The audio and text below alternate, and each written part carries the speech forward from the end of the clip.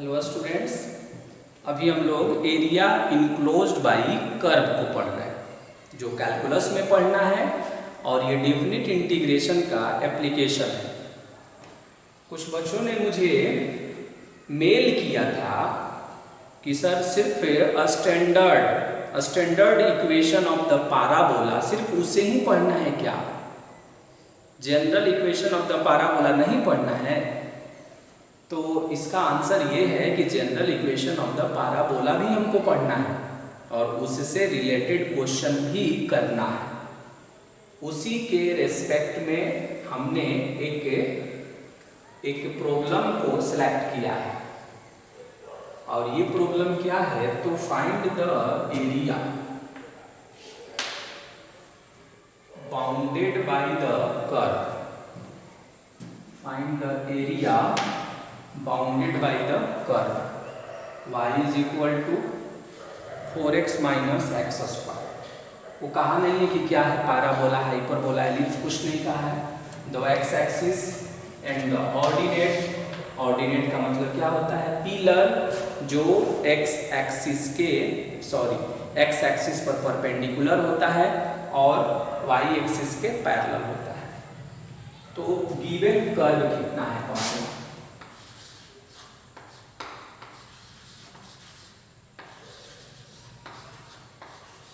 given equation of the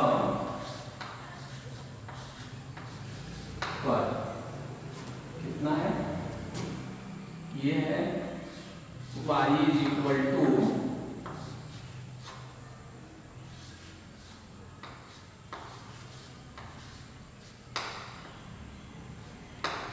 4x minus x square. अब मुझे ये देखना है कि ये क्या है, पाराबोला है, हाइपरबोला है, एलिप्स है, क्या है। तो देखिए इसे कुछ हम ट्रांसफॉर्म करेंगे। y इज इक्वल टू, इसमें से माइनस का हमने कॉमन बनाया तो एक्स स्क्वायर माइनस 4x आएगा। इसे हम ऐसे भी कर सकते हैं, क्या, माइनस हुआ एक्स स्क्वायर माइनस में 4x, इसे कंप्लीट स्क्वायर बनाना। तो आप यहाँ क्या लिखेंगे, 4, और इसे रिमूव करने के लिए क्या लिखेंगे, -4। 4 से 4 कैंसिल होगा। पता कैसे लगेगा कि 4 लिखना है, क्योंकि ये तीनों मिलकर, तीनों जब अटैच हो जा रहा है तो ये बनाएगा x माइनस 2 का होल स्क्वायर और ये हो गया आपका -4। माइनस से मल्टीप्लाई करिए तो x माइनस 2 का होल स्क्वायर और ये हो जाएगा प्लस में 4 और इधर कितना है, y। अब इसे हम ऐसे भी लिख सकते हैं, y माइनस 4 और is equal to minus x minus 2 का होल स्क्वायर। अब ये जो हमने बनाया है यही मुझे प्रॉम्प्टिंग करेगा कि ये क्या है। हम लोगों ने ऑलरेडी एक पढ़ा था कि अगर ऐसा हो y is equal to minus में एक्स स्क्वायर, तो इसे ऐसे भी लिख सकते हैं, y माइनस 0 और माइनस x माइनस 0 का होल स्क्वायर लिख सकते हैं ऐसे। इस चीज को सजाने का तरीका ऐसे हो सकता है। अब मालूम है कि y is equal to x minus x square जो होगा वो डाउनवर्ड पाराबोला होगा। क्या होगा वो, डाउनवर्ड स्टैंडर्ड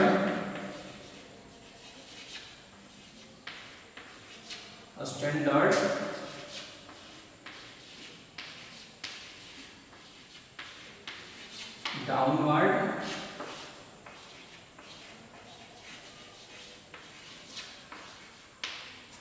ये स्टैंडर्ड डाउनवर्ड पाराबोला होता है। इसका जो वर्टेक्स होता है,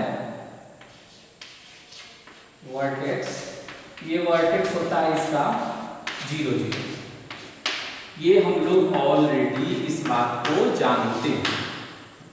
अब देखिए वर्टेक्स का डिसीजन होता कैसे एक्चुअल में, कैसे यहाँ पता चलता है कि इसका vertex 0 0 y equal to minus x square है। कोड क्या है 21 का नेगेटिव है। कौन सा कोड है यहाँ 21 का नेगेटिव है, और 21 का नेगेटिव होने पर क्या होता है डाउनवर्ड पैराबोला होता है।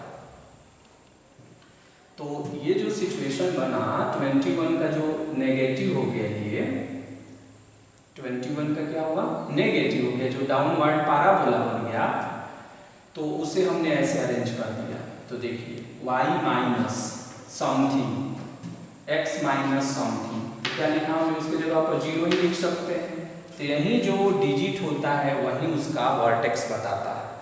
तो उस कंडीशन में बताइए वो जो जनरल पैराबोला है उसको हम कहते हैं कि वो जनरल पैराबोला है। तो जनरल पैराबोला का वर्टेक्स बताइए कितना होगा। तो उसका वर्टेक्स देखिए यहाँ से 4, ये y कोऑर्डिनेट बताएगा और ये कितना बताएगा x कोऑर्डिनेट। तो ये होगा 2,4 और ये डाउनवर्ड ही होगा, ये डाउनवर्ड पैराबोला ही होगा। ट्रेसिंग का इंफॉर्मेशन मुझे मालूम चल गया। अब हम उस पॉइंट को सर्च करेंगे, x का 2 और y का 4।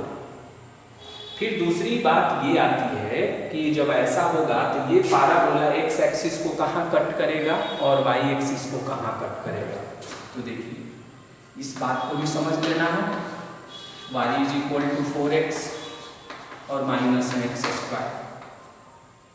देखेंगे कि अगर ऐसा होगा कि x इज इक्वल टू 0 तो y भी 0 हो जाएगा।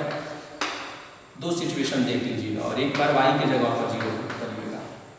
तो y की जगह पर 0 पुट करेंगे तो कितना आएगा 4x minus x square is equal to 0। x का कॉमन बना लेंगे, 4 minus x is equal to 0। तो x का वैल्यू 0 और एक आ जाएगा 4 आ जाएगा। ओके, तो x 0 तो y 0, अब x 4 तो y देख लेते हैं कितना, y का वैल्यू 0। तो यहाँ से पॉइंट बना फाइनली, एक बना 0 0 और एक बन गया आपका 4 0।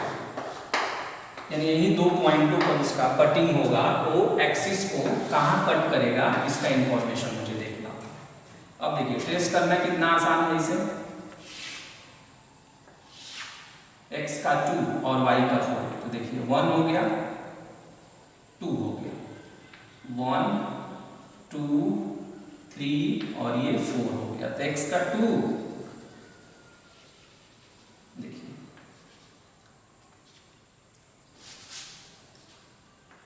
हो गया, यानी ये पॉइंट है, यही इसका वर्टेक्स होगा। x एक्सिस को कहाँ कट कर रहा है, यहाँ पर एक 0 0 पर कटिंग किया है और एक कहाँ पर 4 0। तो देखिए 2 हो गया, ये 3 हो जाएगा। इसे और आगे हम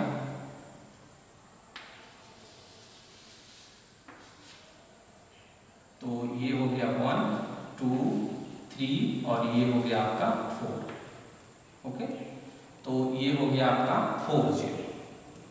ये पॉइंट कितना हो गया 4, 0 हो गया। तो अब इसे देखिए, अब इसे हम क्या कर रहे हैं, अब पैराबोला हम ट्रेस कर रहे हैं।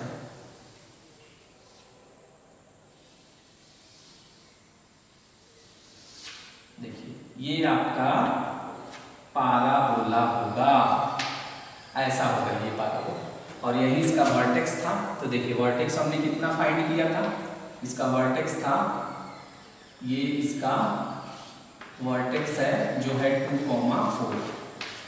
एक्स एक्सिस को कहाँ कहाँ कट किया 0 पर और एक यहाँ पर कट किया, मान लीजिए इसका नाम ए है। तो वहीं ये पता कर रहे थे कि ये तो जान गए कि पैराबोला नीचे की ओर आएगा, लेकिन आएगा तो ये कहाँ जाकर, जैसे ये लाइन को जब हम ला रहे हैं ये वाली को, तो ये कहाँ जाकर मीट करेगा ये जानना भी जरूरी होता है, इसीलिए इसको करते हैं।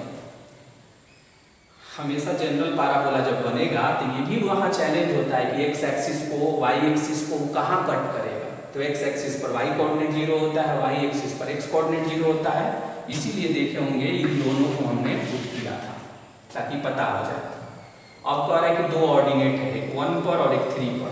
तो 1 से पास करते हुए एक ऑर्डिनेट हमने ड्रा कर दिया, 1 से पास होते हुए एक ऑर्डिनेट, और एक है 3, तो 3 से पास करते हुए एक ऑर्डिनेट हमने ड्रा कर दिया। अब यही जो घिरा हुआ पोर्शन है, इसी घिरे हुए पोर्शन का एरिया मुझे फाइंड करना है।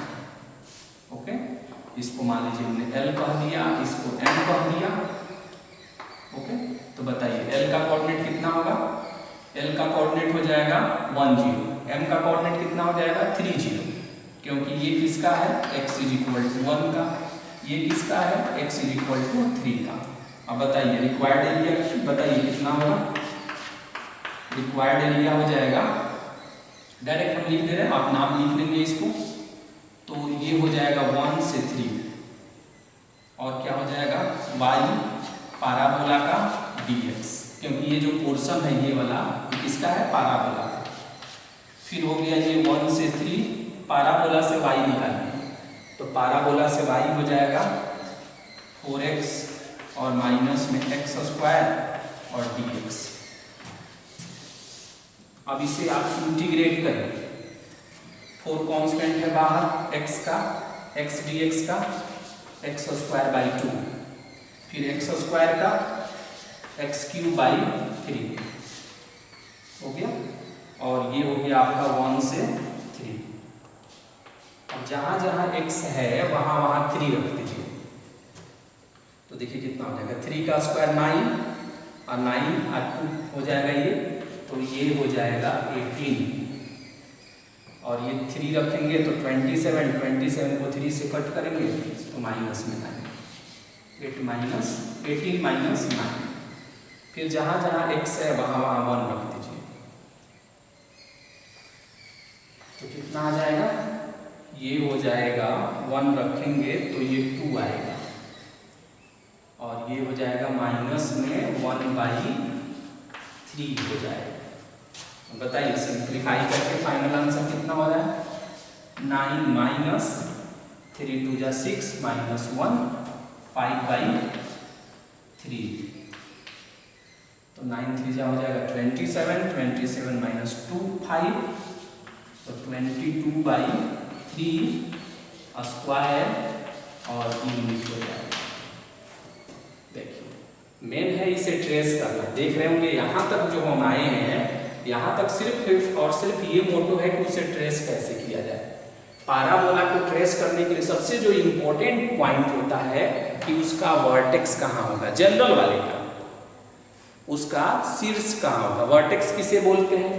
जहाँ से ऐसा एक पॉइंट जहाँ से हमको फील हो कि पाराबोला को फोल्ड कर लें तो ओवरलैप हो जाएगा, मतलब जब यहाँ से हम कट करें तो लगे कि ये पोर्शन और ये पोर्शन बिल्कुल आइडेंटिकल है।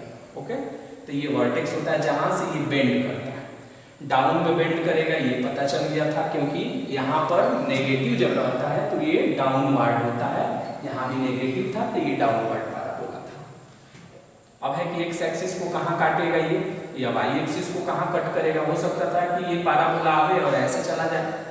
अब इस बात को जानने के लिए हमने एक बार x की जगह पर 0 तो y 0 आया, एक बार y 0 तो x का वैल्यू ये आया, तो फाइनली पॉइंट निकला 0 0 और एक 4 0, यानी एक इंटरसेक्शन 0 0 पर होगा और एक होगा 4 0 पर। यानी ये जो पॉइंट हमने बनाया है ये है 4 0, ये है 0 0 और ये है वर्टेक्स। ये दोनों क्या है? तो ये दोनों है ऑर्डिनेट। ऑर्डिनेट हमेशा x एक्सिस पर परपेंडिकुलर होता है और y एक्सिस के पैरेलल होता है, और इसी से जो बाउंडेड पोर्शन था उसका एरिया मुझे कैलकुलेट करना था, और फाइनली हमने उसे कैलकुलेट कर दिया। ओके।